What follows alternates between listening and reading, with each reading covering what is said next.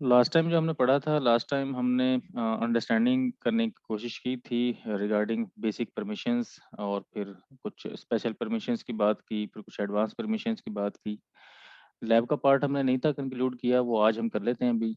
वो मैंने आपको पहले ही बताया था कि ज़्यादा लंबा टाइम नहीं है उसके लिए लगेगा, थोड़े टाइम में हम उसे कवर कर लेंगे। तो नॉर्मली एक टूल है, एक सॉफ्टवेयर है लिनक्स का, दैट इज एलएस। लिस्टिंग के लिए ये यूज़ होता है। सॉरी।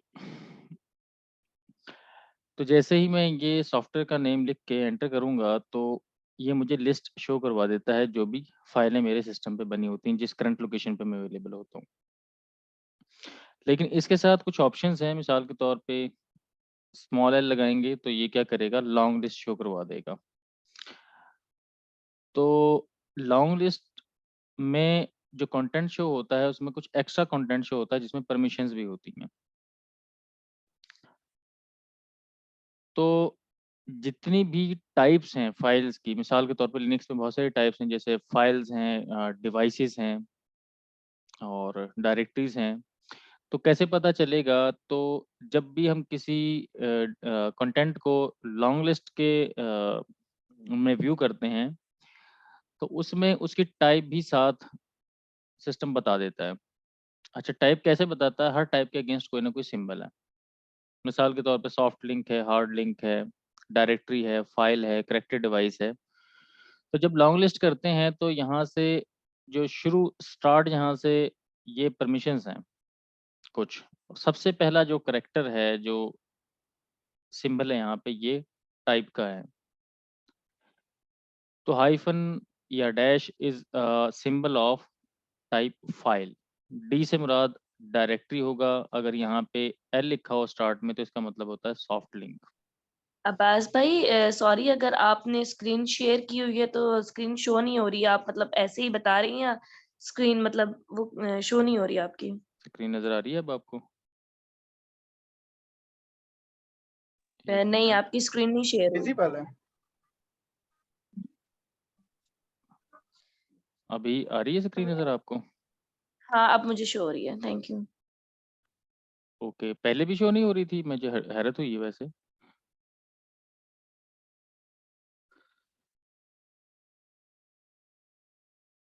जुल्करनैन, पहले स्क्रीन शो हो रही थी आपको?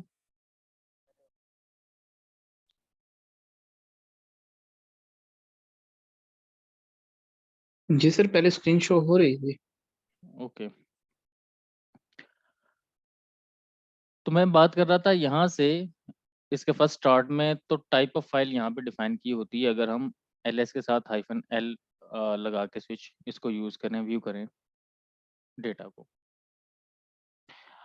अच्छा, अब यहाँ पे और क्या क्या टाइप्स हो सकती हैं लिनक्स में? फाइल टाइप्स कितने किस्म की होती हैं, ये एक अलग चैप्टर है जो हमने इस कोर्स का पार्ट नहीं बनाया, बट ये आप अपनी लर्निंग के लिए वो कर सकते हैं। सिर्फ यही नहीं कर सकते, बेस्ड ऑन कलर्स, जैसे ये कलर नज़र आ रहे हैं, कलर के बेस पे भी आप आइडेंटिफिकेशन कर सकते हैं कि जो डेटा आप खोल के देख रहे हो किस टाइप का डेटा है।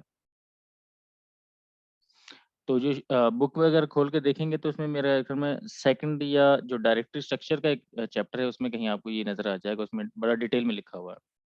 बट मैंने उसे इस अपनी इस ट्रेनिंग का पार्ट नहीं बनाया कि उसकी नीड नहीं है, आपको आइडिया है ऑलरेडी बेसिक चीज़ों का। तो यहाँ पे जो काम वाली चीज़ है वो ये है, यहाँ से लेके यहाँ तक। इसमें सबसे पहले लिखा हुआ है RWX, जिसका मतलब होता है रीड राइट एग्जीक्यूट। और ये जो RWX है, ये होता है जिस बंदे ने फाइल को या डायरेक्टरी को क्रिएट किया है। मिसाल के तौर पे हम जिस जगह पे हैं अभी, यहाँ पे ये डायरेक्टरी है डेस्कटॉप। तो डेस्कटॉप को किस यूज़र ने क्रिएट किया है, उसकी परमिशंस यहाँ पे आती हैं। जैसे मैंने पहले पढ़ा भी था कि जो आपका प्रेसिडेंस होगा, सबसे पहले ऑनर की परमिशन चेक की जाएंगी, फिर ग्रुप की और फिर अदर्स की। उसके बाद यहाँ से लेके यहाँ तक ग्रुप की परमिशंस होती हैं, और फिर यहाँ से लेके यहाँ तक अदर्स की परमिशंस होती हैं। हाइफन का मतलब है कि कोई परमिशन नहीं है। तो जब मैं लिखता हूँ 777, इसका मतलब ये होता है कि रीड राइट एग्जीक्यूट किसके लिए। तो पहले 7 का मतलब है यूजर के लिए, फिर दूसरे 7 का मतलब है ग्रुप के लिए, और तीसरे 7 का मतलब है अदर्स के लिए। और यहाँ पे साथ नॉर्मली हम 0 भी लगाते हैं, जो कि स्पेशल परमिशंस में आएगा। अगर 0777 लिखा है तो इसका मतलब है कि जिस जगह पे मैं परमिशंस अप्लाई कर रहा हूँ उस जगह पे कोई स्पेशल परमिशन नहीं है, बट जो नॉर्मल परमिशंस हैं उसमें सब कुछ अलाउड है। मैंने आपको ये भी बताया था कि जो ये डिफ़ॉल्ट परमिशंस मिलती हैं, ये कैसे डिसाइड करता है सिस्टम? तो किसी को याद है कि मैंने क्या बताया था? कैसे डिसाइड करता है सिस्टम? चलिए याद नहीं है तो मैं बता देता हूँ, यू मास्क वैल्यू के बेस पे डिसाइड करता है सिस्टम। ये चीज़ें हम पहले सेशन में पढ़ चुके हैं। तो अब एक कमांड है chmod, चेंज मोड जिसे हम कहते हैं नॉर्मली।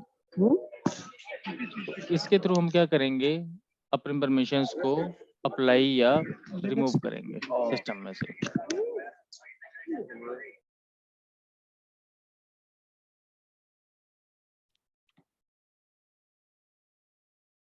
तो मिसाल के तौर पे मैं ये कहता हूँ कि मैं एक डायरेक्टरी क्रिएट कर लेता हूँ यहाँ पे mkdir test1, और एक एम्प्टी फाइल भी क्रिएट कर लेते हैं fetch कमांड की मदद से, test1.txt ls-l। तो यहाँ पे मैंने देखा कि test1.txt का जो इस टाइम ऑनर है वो रूट है, और ग्रुप भी इसका रूट है, और इस पे क्या परमिशंस मिली हैं, परमिशन मिली है। मैं चाहता हूँ कि इस फाइल को हर बंदा एक्सेस कर सके, कोई भी। बल्कि हम एक काम करते हैं, एक और टर्मिनल में ओपन करता हूँ, cd करके /temp में चला जाता हूँ। यहाँ पे मैं फाइल क्रिएट कर लेता हूँ mkdir test1, और डायरेक्टरी और अब एक फाइल।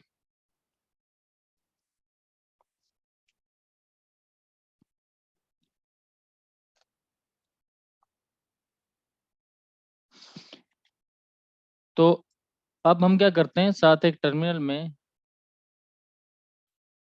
एक यूजर कर लेते हैं, यूजर ऐड test1, और पासवर्ड test1 को पासवर्ड भी लगा लेते हैं,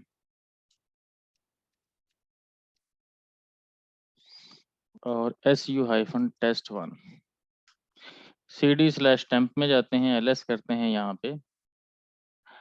और इस टाइम मैं क्या करता हूँ, ये जो फाइल है मेरे सामने test1.txt, इसमें कुछ लिखने की कोशिश करता हूँ या इसको व्यू करने की कोशिश करता हूँ। अच्छा, इसकी पहले परमिशंस देख लेते हैं कि इसे क्या मिली हैं। परमिशंस हमें यहाँ से पता चल जाएंगी। परमिशन मिली हैं इसमें, अदर्स को एग्जीक्यूट की परमिशंस हैं इसमें, ये रहा, सॉरी,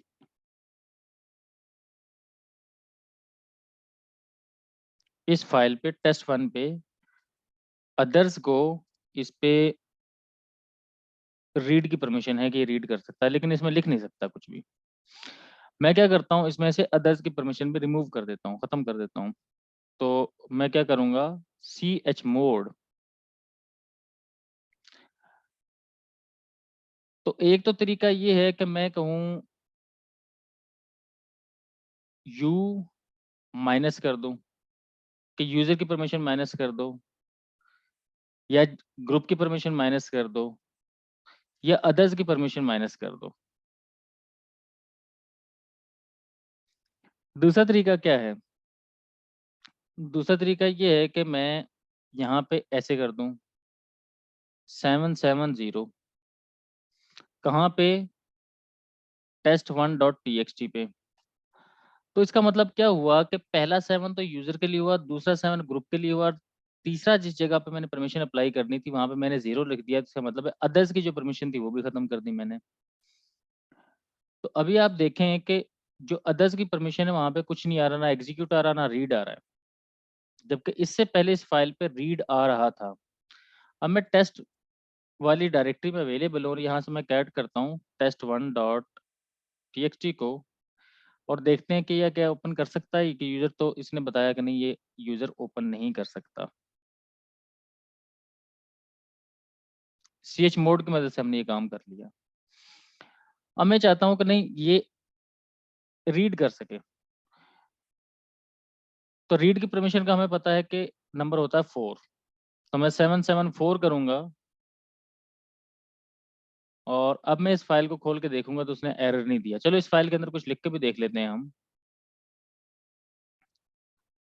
vim test1.txt,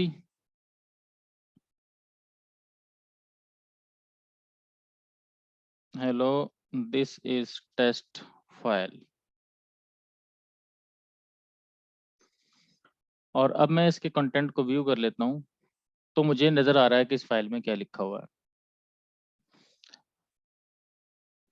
तो एक तो तरीका है ये वाला कि इस तरीके से मैं इसकी परमिशंस को मैनेज कर लूँ।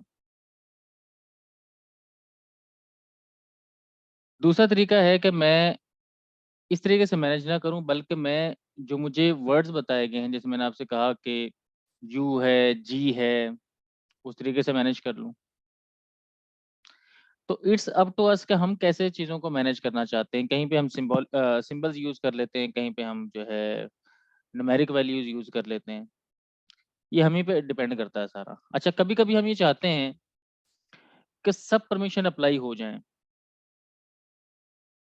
मिसाल के तौर पे मैं परमिशंस को इक्वल करना चाहता हूँ, तो उस केस में हमने क्या करना है?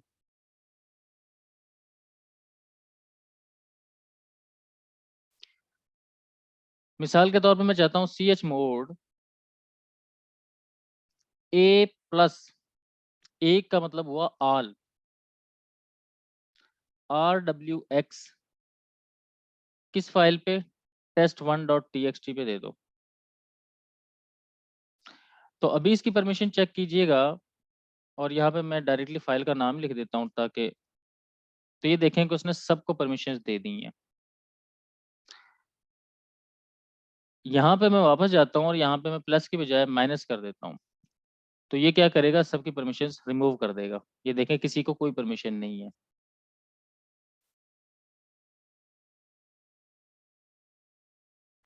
अच्छा, अब मैं चाहता हूँ कि सिर्फ ऑनर को मिल जाए परमिशन। तो एक तरीका मेरे पास ये है कि यहाँ पे ऑनर यू से बनेगा ओ प्लस rwx। दोबारा आप देखेंगे तो अब ऑनर को परमिशन मिल गई हैं। आप कहते हैं कि एक काम करते हैं, ग्रुप को भी दे देते हैं, तो जी लिख दें, अब ग्रुप को मिल जाएंगी। आप कहते हैं सभी को सारी परमिशन दे दो, तो आप ओ भी लिख दो, UGO, user group and others, ये काम कर दो। आप कहते हो सबकी परमिशन खत्म करनी है, तो आप यहाँ से माइनस कर दो, माइनस, और ये देखें ये खत्म हो गई है।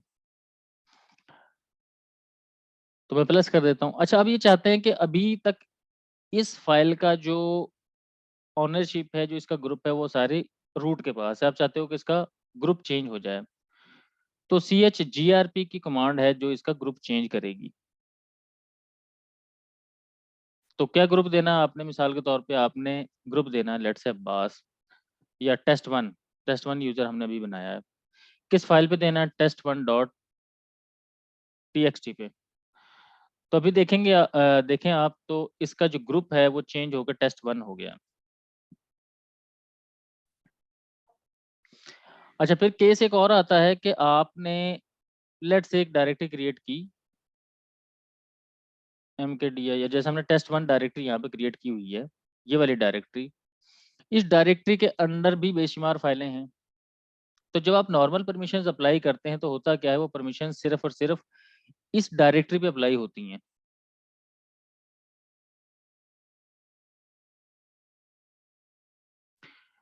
अच्छा, ये खुबैब ने मुझे एक क्वेश्चन पूछा है कि if we are removing all the permissions on the file, why is root able to see and add permissions? इसमें ऐसा है कि ऑपरेटिंग सिस्टम में इसको डिज़ाइन इस तरीके से किया गया है, इसका जवाब मैं आपको दे रहा हूँ कि आप कुछ भी रिमूव कर दोगे तो फिर ऐड कैसे करोगे? अगर आपने सब कुछ रिमूव कर दिया तो आपको ऐड भी तो करना पड़ेगा ना। तो सिस्टम को डिज़ाइन इस तरीके से किया गया है कि आप कुछ भी कर लो, रूट के पास परमिशन रहेगी। ऐसा नहीं हो सकता कि आप रूट की परमिशन को खत्म कर दो, तभी तो एडमिन है। तो एडमिन की परमिशन कभी भी खत्म नहीं हो सकती। हाँ, जो आपने टेम्परेरी एडमिन बनाए होते हैं, जो सिस्टम डिफाइन एडमिन नहीं होते, उनकी परमिशन को खत्म किया जा सकता है। वो रिमूवेबल जो है ऑब्जेक्ट्स होते हैं। तो रूट को रिमूव नहीं किया जा सकता, ये ना बंद होता है, ये हमेशा ऑन होता है। इवन कि जब आप sudo भी यूज करते हैं, इवन देन जो है आपकी एग्जीक्यूशन सारी रूट के थ्रू हो रही होती है। तो इसलिए रूट को परमिशन होती है कि वो काम कर लेता है, इवन कि आपने उसकी परमिशन सारी रिमूव कर दी है तब भी। क्यों? कि अगर रूट को ही बंद कर देंगे तो फिर अगर रीअसाइनमेंट ऑफ परमिशंस करनी हो तो फिर आप किसके थ्रू करेंगे? फिर तो आपके पास कुछ नहीं है ऐसा। तो अल्टीमेटली फिर रूट एक ऐसा यूजर होता है जिसके पास हमेशा परमिशंस रहती हैं, चाहे आप उन्हें फिनिश भी कर दो।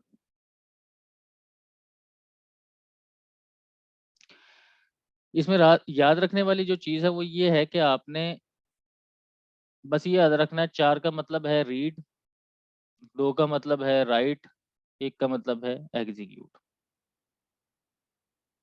अब समटाइम ऐसे लिखा होता है 755 रीड एंड एग्जीक्यूट, यानी कि ग्रुप को और अदर्स को रीड एंड एग्जीक्यूट दे दो, और जबकि जो ऑनर होगा फाइल का उसे, फाइल या डायरेक्टरी का, उसे फुल परमिशंस दे दो। तो आपने ये वैल्यूज जो है ना याद रखनी है, आपकी प्रैक्टिस में ये चीज़ें ज़्यादा आएंगी।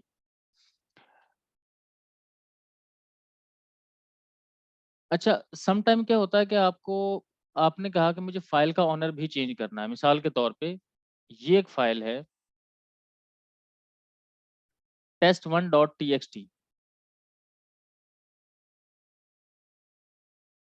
इस फाइल का ऑनर इस टाइम रूट है, आप चाहते हो कि इसका ऑनर भी चेंज हो जाए। तो ऑनर चेंज को चेंज करने के लिए chown के नाम से एक कमांड होती है, चेंज ऑनरशिप।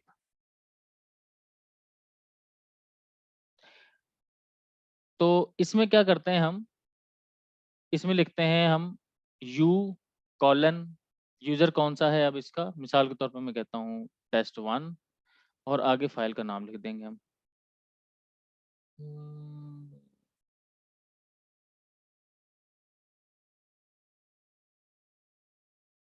सॉरी, शायद मैंने कोई सिंटेक्स एरर किया है।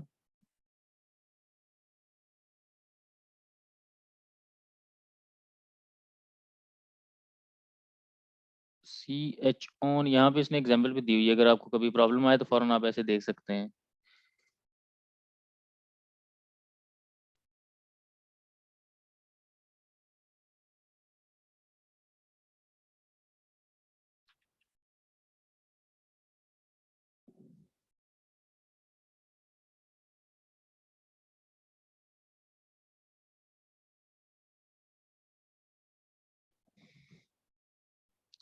chown, और मैं कहता हूँ कि ऑनर है लेट्स से test1, और फाइल है test1.txt let's say. Okay, ls-l। तो इसका ऑनर चेंज हो गया है। बट एक इसमें और चीज़ भी होती है, वो ये होती है कि आप चाहते हो कि इसका ऑनर भी चेंज हो और साथ इसका ग्रुप भी चेंज हो जाए, तो भी आप ये काम कर सकते हैं। क्या आपने ग्रुप को भी चेंज करना है और ऑनर को भी चेंज करना है, तो फिर आप ये कह सकते हैं कि भाई इसका ग्रुप हो जाए, इसका ऑनर हो जाए test1 और ग्रुप हो जाए लेट्स से इसका अब्बास। तो इस केस में क्या होगा, अभी देखें, इसका जो ग्रुप है वो test1 है और ऑनर है test1। तो अब मैंने जैसे ही कमांड चलाई इकट्ठी, इसमें ऑनर ऑनर भी मैंने चेंज कर दिया और इसका ग्रुप भी चेंज कर दिया। अच्छा, अब लेट्स से ये डायरेक्टरी थे, आप चाहते थे कि सब पे अप्लाई हो जाए, तो -r is always use for this case. कि अगर आपके पास मल्टीपल डायरेक्टरीज हैं विद इन वन डायरेक्टरी, तो फिर आप क्या करते हैं, पूरी डायरेक्टरी ट्री और जिसमें जो भी उसके अंदर फाइल है उन पे भी अप्लाई करना चाहते हैं, तो फिर -r का आप यूज कर लेते हैं। -r नॉर्मली इसी काम के लिए यूज होता है। v होता है वर्बोज के लिए। कि समटाइम आपने कमांड चलाई और आपको पता भी नहीं चलता, अगर लंबी प्रोसेसिंग लग गई तो वी जो है आपको शो करवा देता है कि हो गया रहा।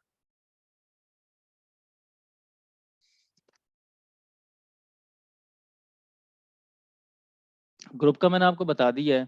तो नॉर्मल जो केस होता है हमारी फाइलों या डायरेक्टरी परमिशंस के साथ, वो यही होता है कि आपको ज़्यादा से ज़्यादा हो सकता है ग्रुप चेंज करना पड़े, हो सकता है आपको ऑनरशिप चेंज करनी पड़े, या आपको परमिशन चेंज करनी पड़े किसी एक सिस्टम पे, डायरेक्टरी पे या फाइल पे।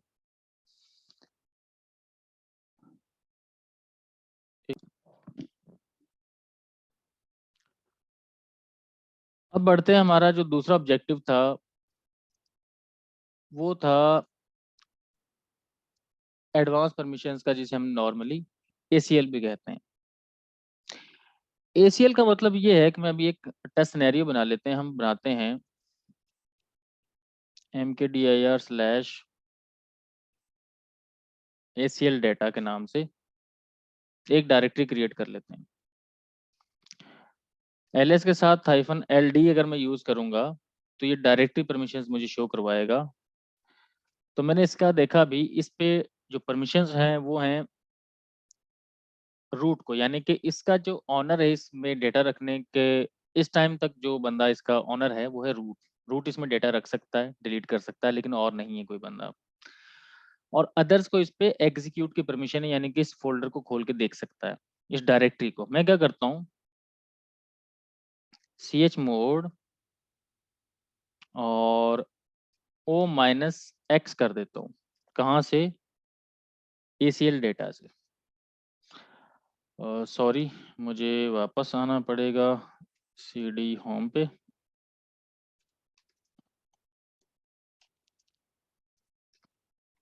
यहाँ पे मैं हूँ जहाँ पे मेरा डेटा है, इसको ls-l कर लेते हैं। तो मैंने एक डायरेक्टरी बनाई है मेन रूट पे ACL डेटा के नाम से, जिस पे अदर्स को रीड की परमिशन आ रही है, नहीं रीड की, ये रीड की परमिशन भी खत्म कर देते हैं अदर्स की। तो chmod और O-RWX/ACL डेटा से। और अभी मुझे पता चला कि अब इस पे अदर्स को कोई परमिशन नहीं ACL डेटा पे। मेरे पास एक यूजर है, जिस यूजर से मैं अभी लॉगिन हूँ, दैट इज test1। और test1 जो यूजर है वो किसी भी ग्रुप का हिस्सा नहीं है, वो बाय डिफॉल्ट अपने आप का ही एक मेंबर है। जब मैंने इसको क्रिएट किया तो मैंने इसके साथ कोई एडिशनल ग्रुप ऐड नहीं किया। मैंने कहा कि चलें इस डायरेक्टरी को खोलो, रूट पे जाओ और ACL डाटा के नाम से एक डायरेक्टरी है, इसे खोलो। तो इसने कहा परमिशन नहीं है भाई आपके पास। तो अब अगर आप परमिशन चेंज करते हैं, आप इसको लेट से जो test1 यूजर है इसको इसका ऑनर बना देते हैं, तो फिर तो इसको ऑनरशिप दे दी ना आपने। आप ये चाहते हो कि जो डिफॉल्ट परमिशंस हैं वो डिफॉल्ट ही रहें, बट इसमें कुछ एडिशनल परमिशंस ऐड हो जाएं जो मैं चाहता हूं, जो मेरी रिक्वायरमेंट है। यानी कि जो डिफॉल्ट परमिशंस को ना छिड़ा जाए, बल्कि ऑन माय रिक्वायरमेंट इसमें कुछ परमिशंस ऐड की जाएं जो मेरी रिक्वायरमेंट को फुलफिल कर दें। मिसाल के तौर पे इसकी एक मैं आपको लेट से मेरे पास एक SSH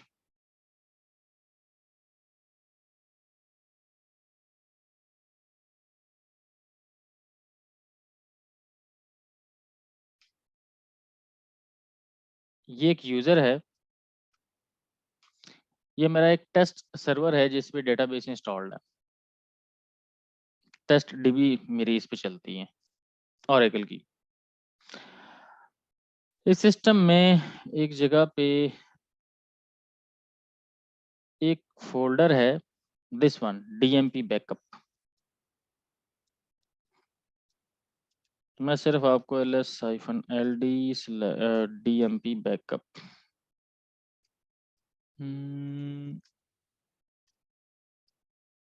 डम बैकअप, इसकी मैं परमिशन बताने लगा हूँ। इसकी परमिशन ये है कि इसका ऑनर है ओरेकल, और इसका जो ग्रुप है वो है O इंस्टॉल। और एक यहाँ पे अगर आप देखें तो अदर्स को एग्जीक्यूट की परमिशन है, जबकि एक यूजर है सिस्टम में आईडी, एक यूजर है, ये यूजर मैंने बनाया था कि लेट्स से मैं चाहता हूँ कि इस जगह पे डेटा मेरा कॉपी होता है, डेटाबेस का डंप बैकअप आता है और इस जगह पे कॉपी हो जाता है, खुद स्क्रिप्ट चलता है। कौन सा स्क्रिप्ट चलता है वो मैंने अभी आपको दिखाया था, यहाँ पे ये 2 स्क्रिप्ट पड़े हुए हैं, ये डे में चलता है, ये नाइट में चलता है। जब ये स्क्रिप्ट डेटा, जो इनका डेटा एग्जीक्यूट होता है वो आ जाता है इस डंप बैकअप में, और डंप बैकअप को मैंने अपने सांबा सर्वर के थ्रू, इसमें सांबा सर्वर की भी मैंने सर्विस इंस्टॉल की हुई है, विंडोज की एक जगह पे जाके कॉपी कर देता है सिस्टम। तो अब मैं नहीं चाहता था कि जो ओरेकल ने बाय डिफॉल्ट परमिशन सेट की मैं उनको खराब करूं। मैं चाहता था कि जो मेरा डेटा मैंने कॉपी करना है, क्योंकि ज़ाहिर है जब मैं विंडोज़ पे सिस्टम को एक्सेस करूँगा यूज़र आईडी मांगेगा मुझसे कि किस यूज़र के थ्रू कनेक्ट करना है। तो उसके लिए मैंने एक अलग से यूज़र बना दिया जिसका नाम मैंने रख दिया डंप बैकअप, क्योंकि मुझे इसी काम के लिए चाहिए था। और फिर मैंने इस यूज़र को इस फ़ोल्डर की एक्सेस दे दी। अब इस फ़ोल्डर की एक्सेस दे दी मैंने सांबा सर्वर के अंदर, जो उसकी कॉन्फ़िगरेशन फ़ाइल है वहाँ पे। बट इस डायरेक्टरी पे तो इसको एक्सेस नज़र नहीं आ रही यहाँ पे, जैसे मैंने अभी करके देखा। ये तो क्योंकि इसका ओनर ओरेकल है और इसका ग्रुप को इंस्टॉल है।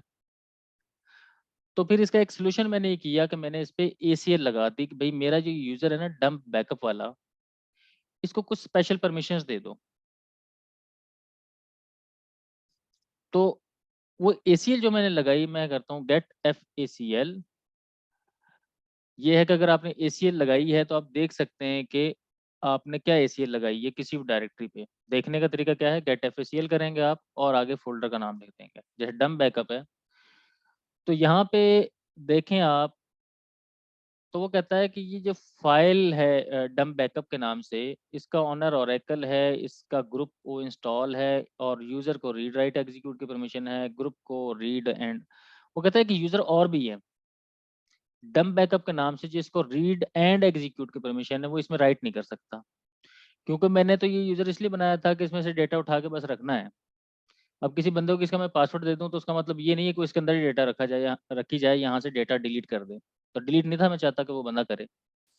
तो उसका हल मैंने ये निकाला कि मैं इसको रीड एंड एग्जीक्यूट की परमिशन दूंगा, तो इस डेटा को, इस फोल्डर को खोल के देख सकता है और इसमें से डेटा कॉपी करके कहीं और पेस्ट कर सकता है। जो मेरी रिक्वायरमेंट थी वो मैंने फुलफिल कर ली।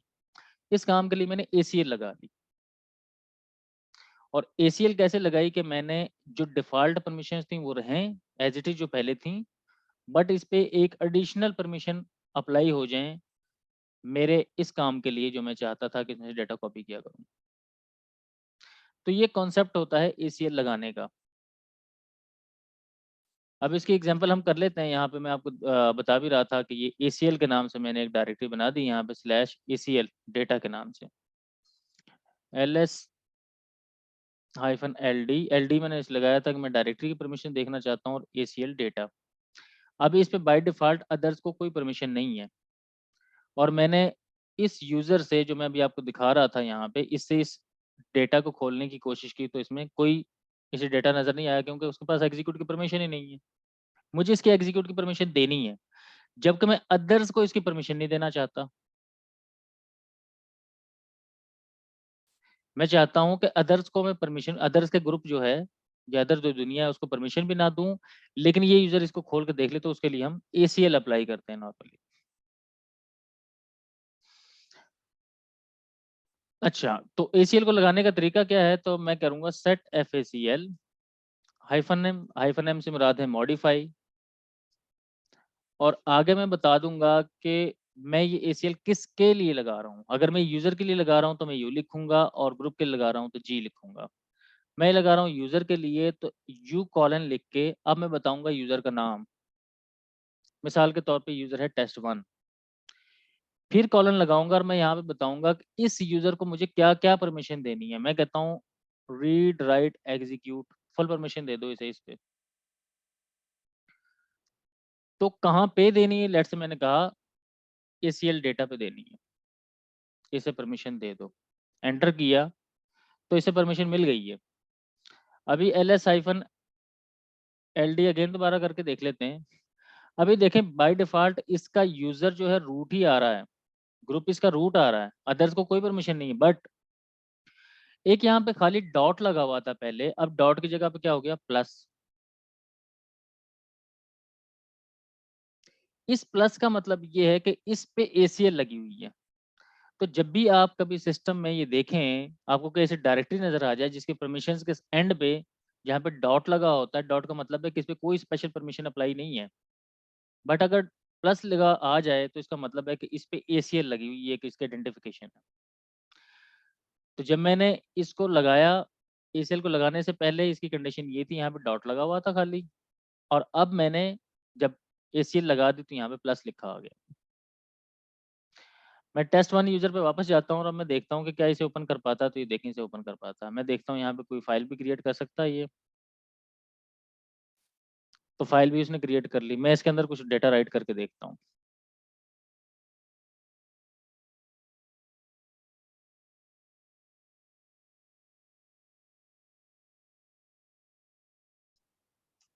और डेटा मेरा राइट हो गया,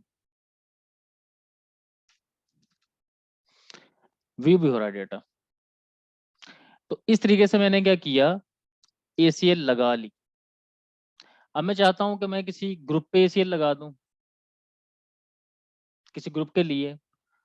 तो मैं यहाँ पे U की बजाय G लिख दूंगा और अब मैं यहाँ पे लिखूंगा ग्रुप का नाम। लेट्स से मैंने ग्रुप का नाम लिख दिया अब्बास, और अगेन सभी परमिशंस दे दी और ACL डेटा पे मैंने परमिशन ये लगा दी।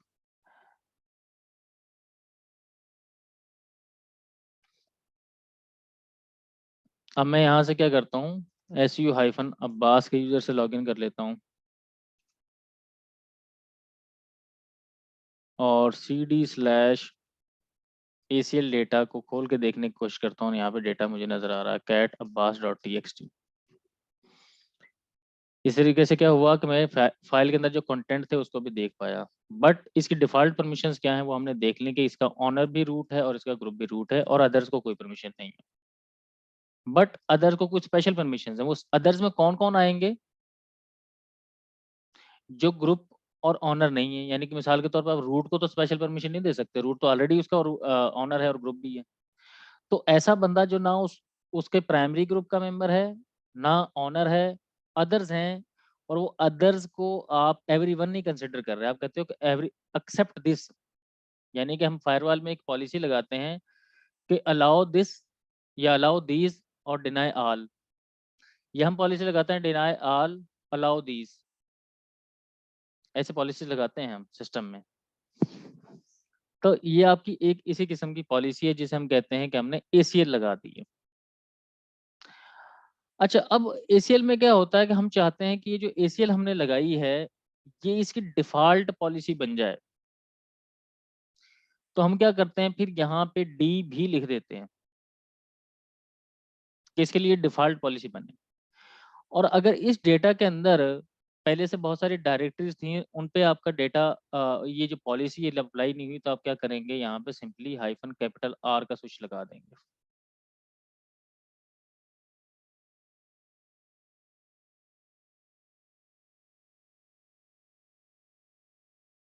सॉरी।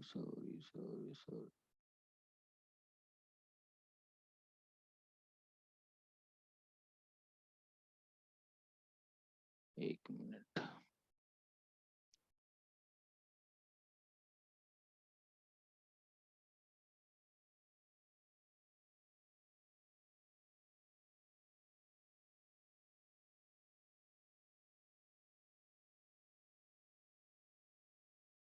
अगेन मुझे इसके हेल्प में जाना पड़ेगा।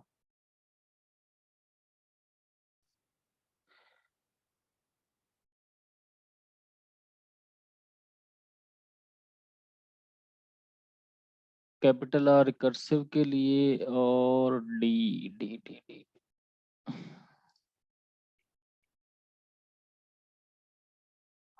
-D operations apply to the default ACL -D ही आता है।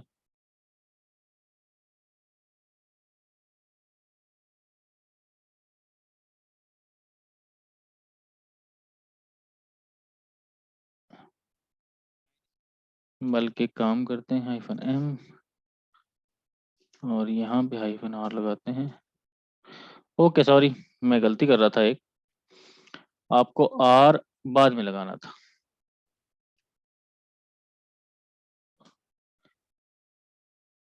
यहाँ पे तो D से डिफॉल्ट पॉलिसी बन जाएगी और -r से ये रिकर्सिव अप्लाई हो जाएगा। अब जो एंड पे एक और क्वेश्चन बचता है वो ये होता है कि आपने अगर ACL को रिमूव करना हो तो क्या करेंगे?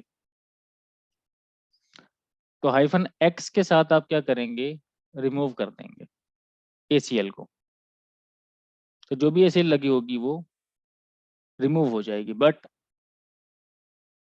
मिसाल के तौर पे आप रिमूव करना चाहते हैं तो आप यहाँ पे ये लगा दें, D वगैरह खत्म कर देंगे इसमें से और यहाँ पे X लगा देंगे तो आपकी ACL खत्म हो जाएगी। अच्छा, उसके बाद आप चाहते हैं कि जितनी भी डिफॉल्ट ACLs लगी हुई हैं वो सारी खत्म हो जाएं तो आप -B लगा देंगे यहाँ पे। तो इस तरीके से आपकी ACL मैनेज हो जाएगी। एग्जाम के अंदर आपको ACL का एक क्वेश्चन जरूर आएगा जिसमें आपने ACL लगानी होगी। अब आता है दूसरा सिनेरियो परमिशंस का। दूसरा सिनेरियो ये है कि लेट से कंपनी में क्या होता है, जैसे मैं शायद मैंने आपको बताया भी था, मैं दिखा भी देता हूँ वैसे ना।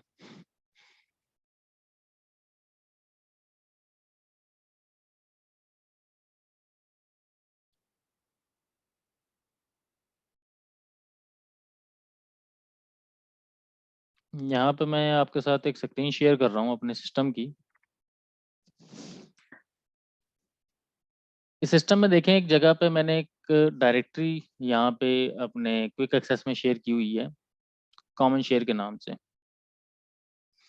जबकि सब सेंड पे देखें तो यूजर्स के नाम से आ रही है। अभी यूजर में सारा मेरा फाइल सर्वर है इस टाइम। इस फाइल सर्वर में एक ही डायरेक्टरी है कॉमन शेयर के नाम से। अच्छा, इस डायरेक्टरी पे इसमें मुख्तलिफ डेटा रोगोन रखा हुआ है। मिसाल के तौर पे ये फैज़ान नाम का एक यूज़र है, इसने डेटा रखा है यहाँ पे और डेटा रखने के बाद लेट से एक दूसरा यूज़र है जो एक है फ्रीहा, ये यूज़र इस डायरेक्टरी को खोले और यहाँ से डेटा डिलीट कर दे। तो जब ये डेटा डिलीट कर देगा तो फिर वो बंदा ढूंढता फिरेगा कि भाई डेटा किसने डिलीट कर दिया। बट ये जो डायरेक्टरी मैंने बनाई थी ये मैंने सबके लिए कॉमन बनाई थी कि जिसको भी डेटा रखना है वो यहाँ पे आके अपना डेटा रख ले और जब उसकी ज़रूरत खत्म हो जाए तो यहाँ से डेटा डिलीट कर दे। बट इसमें ये पॉलिसी लगा रखी है कि ऐसा नहीं है कि डेटा मैंने रखा है तो मैं ही उसे डिलीट कर सकता हूँ, कोई भी आके डिलीट नहीं कर सकता। जबकि ऑनर को और ग्रुप को फुल परमिशन है इस पे। तो इसको कैसे सेट किया जाए? ये पॉलिसी अगर हमने अपने सिस्टम में लगानी हो तो हम कैसे लगाएं? ये एक दूसरा सिनेरियो बनता है कि लेट से आपने एक फोल्डर बना लिया स्लैश कॉमन शेयर के नाम से और अब आप ये चाहते हो कि इस कॉमन शेयर पे सबको परमिशंस हैं, हर बंदा इसमें डेटा रख भी सकता है, डिलीट भी कर सकता है, लेकिन ऐसा ना हो कि जो डेटा मैंने रखा है वो दूसरा बंदा डिलीट कर दे। अगर डेटा मैंने रखा तो मैं ही इसे डिलीट करूँ। इसका मतलब है कि जिसने क्रिएट किया उसके पास इसकी अथॉरिटी होनी चाहिए। तो इस काम को करने के लिए हम सिस्टम में एक कॉन्सेप्ट यूज करते हैं स्टिकी बिट का।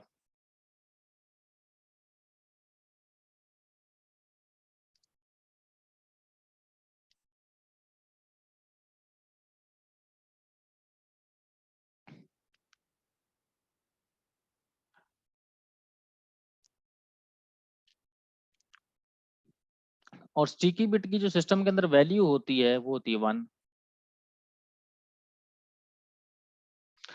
तो अगर हम जब परमिशंस अप्लाई करते हैं किसी यूजर के लिए, मिसाल के तौर पे मैंने ये कॉमन शेयर का फोल्डर बनाया ls-ld और स्लैश कॉमन शेयर, ये देखें इस पे अदर्स को रीड और एग्जीक्यूट की परमिशन में वो खत्म कर देता हूँ।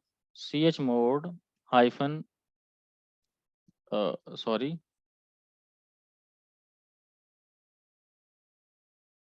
o-rwx, अदर्स की मैं परमिशन खत्म करने लगा हूँ इस पे।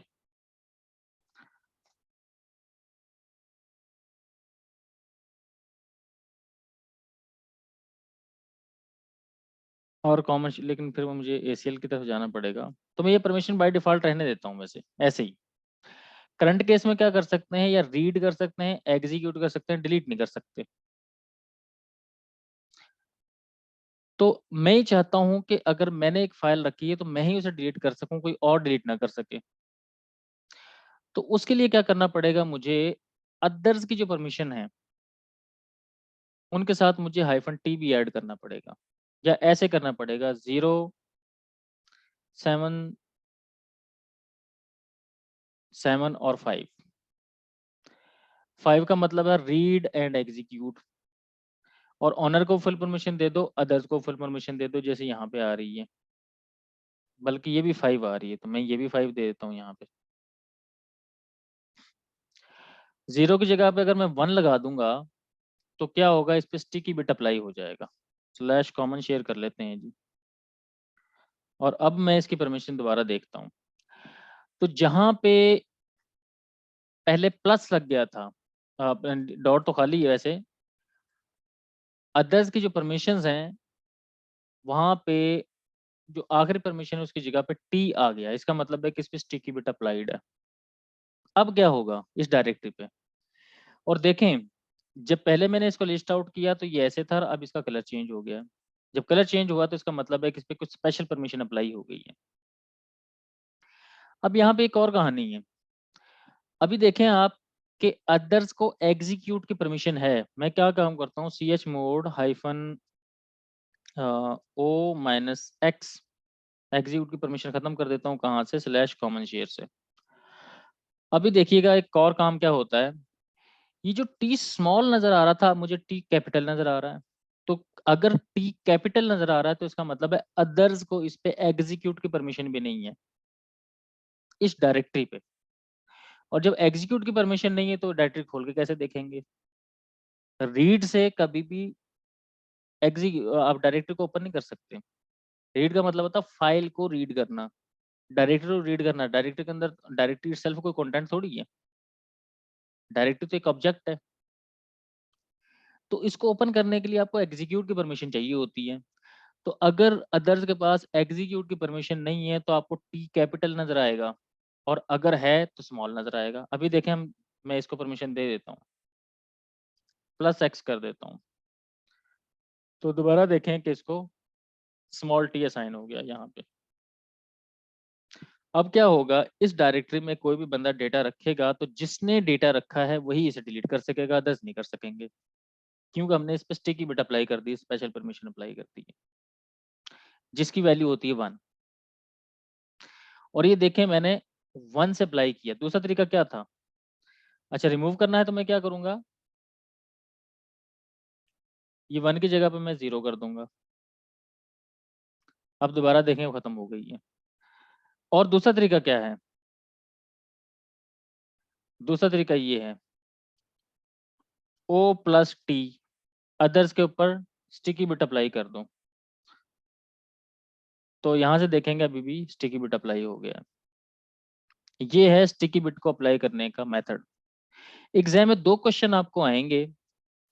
एक क्वेश्चन ये आएगा कि स्टिकी बिट अप्लाई करवाएगा, और एक क्वेश्चन आपको पेपर में ये आएगा कि वो कहेगा कि कंप्यूटर में ऐसे ऐसे सारी फाइलें ढूंढ के बताओ जिन पे स्टिकी बिट अप्लाइड है।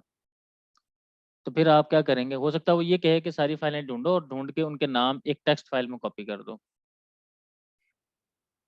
तो बताने का मकसद ये है कि आपको परमिशंस में से स्टिकी बिट का क्वेश्चन जरूर आएगा।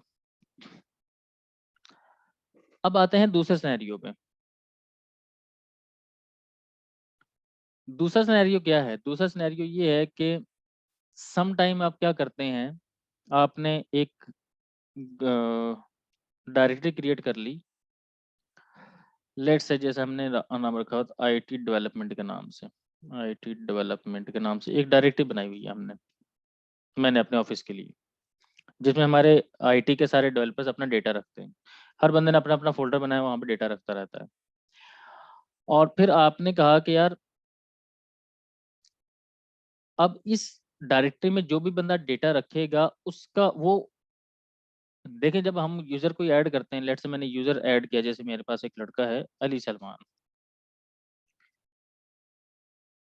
अली सलमान साहब हमारे सीनियर डेवलपर हैं, तो उन्होंने अगर कोई डेटा रखना हो आईटी डेवलपमेंट में, तो इनका जो ग्रुप होगा वो तो हमेशा अली सलमान ही जाएगा ना, क्योंकि उसने डेटा क्रिएट किया होगा। हम ये टेस्ट भी करके देख लेते हैं, बल्कि यहाँ पे,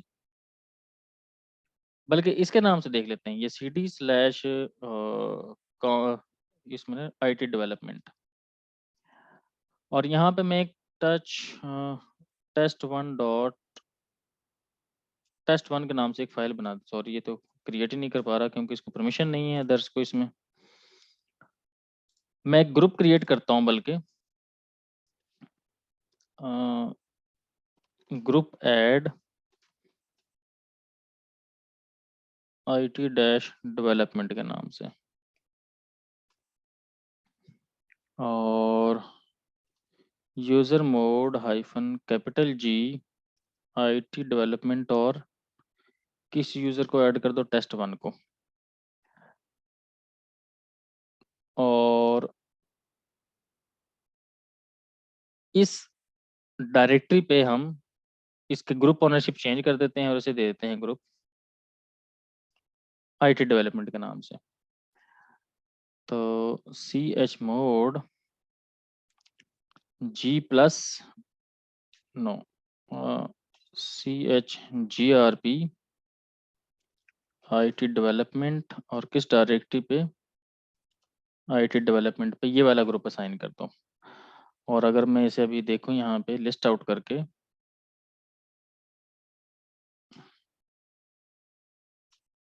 आईटी डेवलपमेंट, तो इसका जो ग्रुप बन गया है वो आईटी डेवलपमेंट बन गया है, और जो यूजर टेस्ट वन है वो आईटी डेवलपमेंट ग्रुप का मेंबर भी है। यहाँ पे मैं आईडी भी करके देख लेता हूँ, तो मुझे पता चल जाएगा कि ये इस ग्रुप का मेंबर भी है। और मैं बाहर से लॉगिन, तो इसे मैं एग्जिट करता हूँ, और अब मैं टेस्ट वन से आ गया हूँ। आईडी करके देखता हूँ, तो ये ID test one IT development group का मेंबर है। और यहाँ पे जो ग्रुप है, ग्रुप को हमने परमिशंस भी दे दी हैं, चेंज कर दिया इसका ग्रुप। और यहाँ पे मैं एक फाइल क्रिएट करता हूँ, touch UCH touch taste one dot T x T ls-l। तो अब हुआ क्या है, हुआ ये है कि जब मैंने ये फाइल क्रिएट की किस यूजर से, टेस्ट वन से, तो इसका जो ग्रुप आया वो आया टेस्ट वन।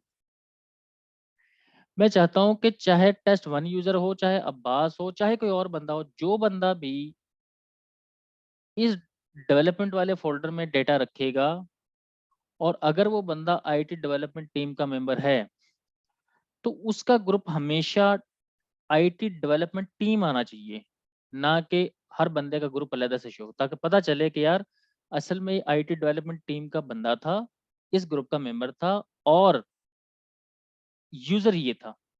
हम ये चाहते हैं कि हमें ऐसा पता चले। तो उसके लिए हम क्या करते हैं, ग्रुप परमिशंस अप्लाई कर देते हैं, या GUID अप्लाई कर देते हैं, ग्रुप आईडी।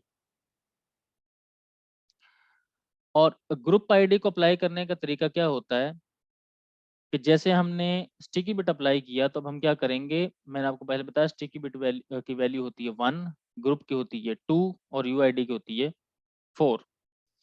तो मैं ऐसे कर सकता हूँ, CH मोड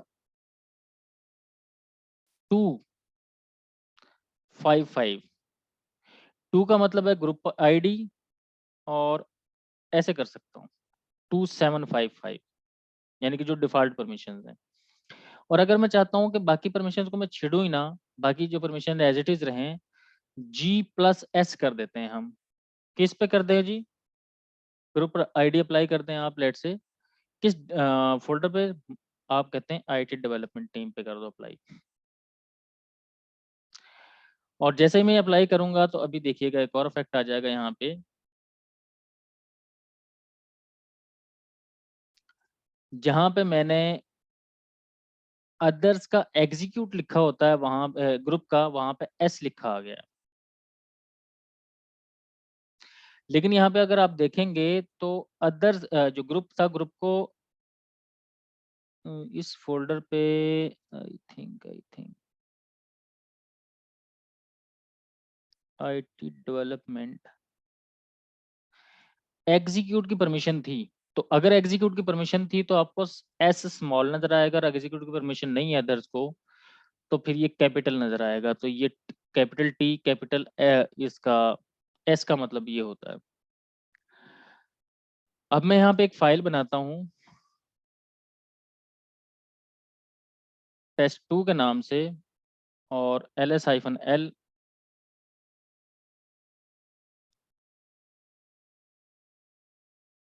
मैं किस जगह पे हूँ ACL डेटा में, सॉरी cd करके मैं आ जाऊंगा माई IT डेवलपमेंट में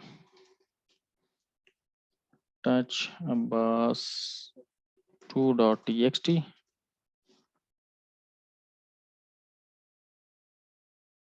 इसको परमिशन नहीं है तो हम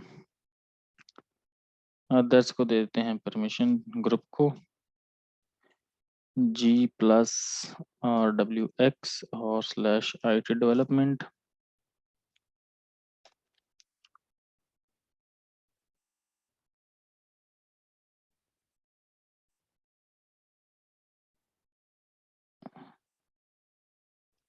ID test1 IT development team का मेंबर है और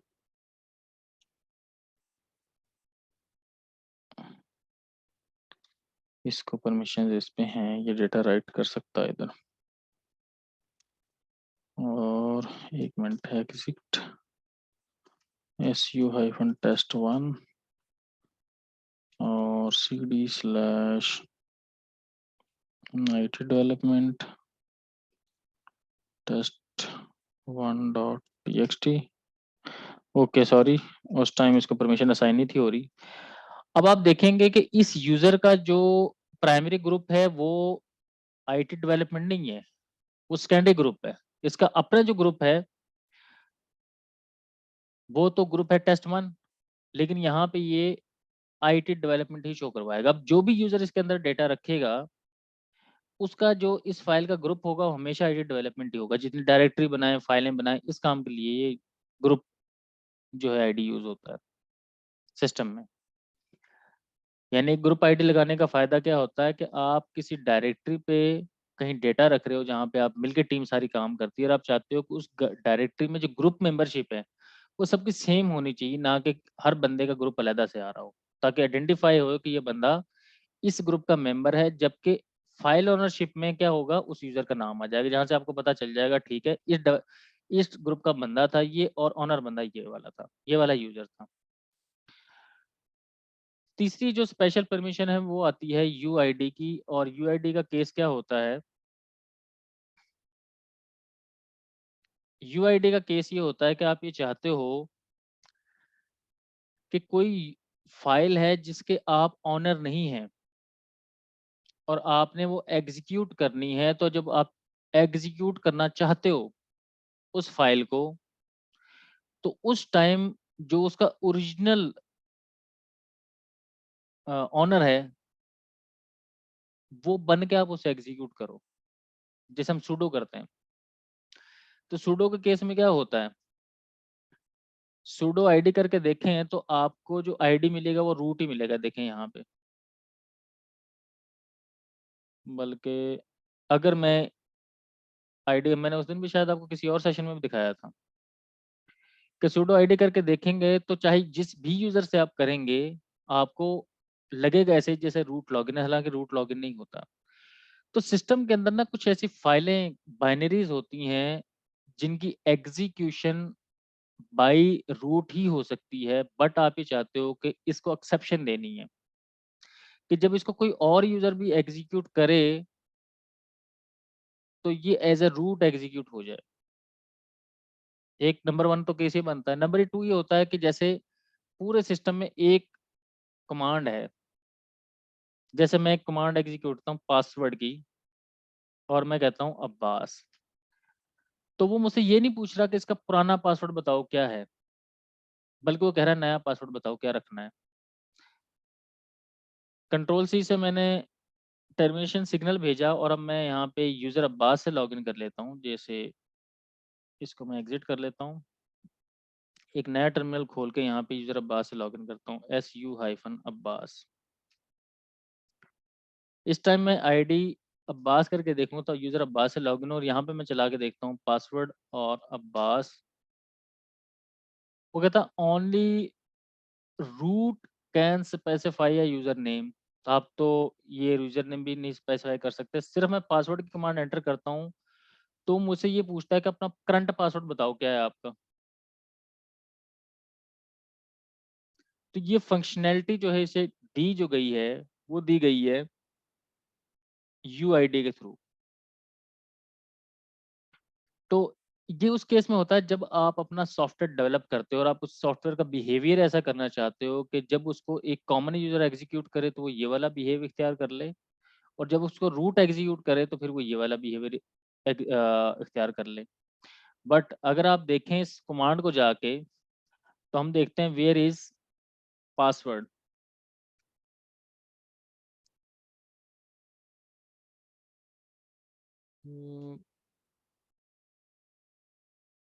बल्कि यही होगा, वेयर इज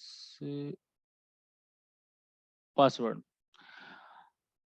तो पासवर्ड की जो बाइनरी है वो पड़ी हुई है /usr bin में और पासवर्ड में, यानी कि इसको नॉर्मल यूजर भी एग्जीक्यूट कर सकता है। और इसकी अगर परमिशंस हम देख लें,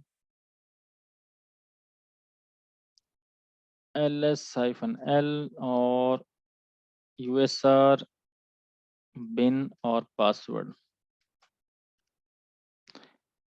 तो इसकी जो परमिशंस हैं आप देखेंगे इसका ऑनर कौन है, रूट, इसका ग्रुप कौन है, रूट, और अदर्स को रीड एंड एग्जीक्यूट की परमिशन है।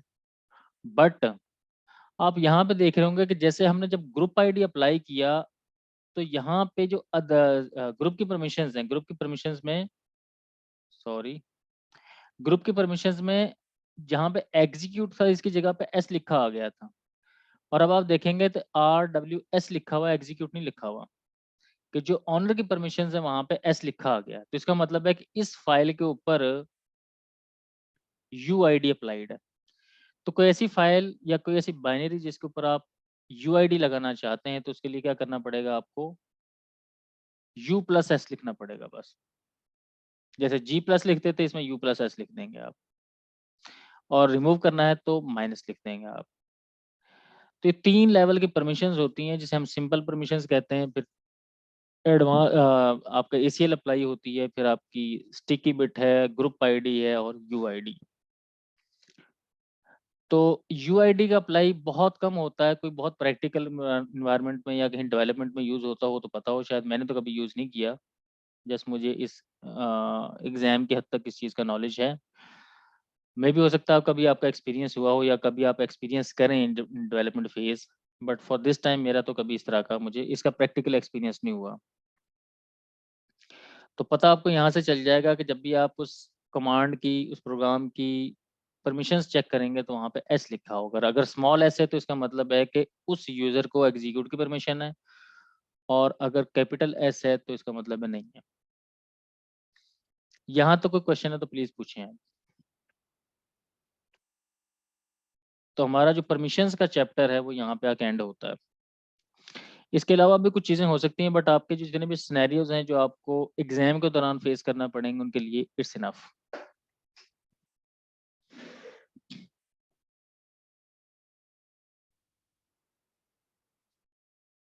तो कोई क्वेश्चन है इसके रिगार्डिंग तो पूछ लें प्लीज़।